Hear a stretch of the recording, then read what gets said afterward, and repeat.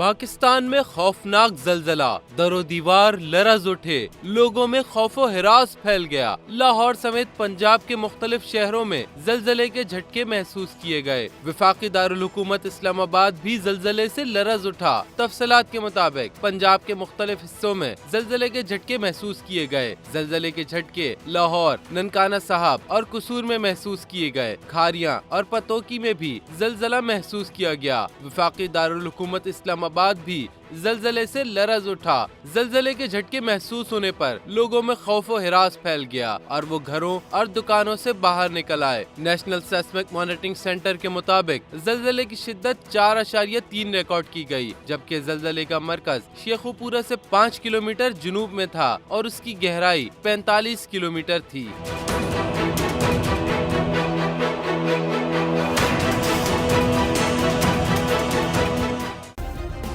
Subscribe کریں اور بیل دبائیں تاکہ کوئی خبر رہ نہ جائے۔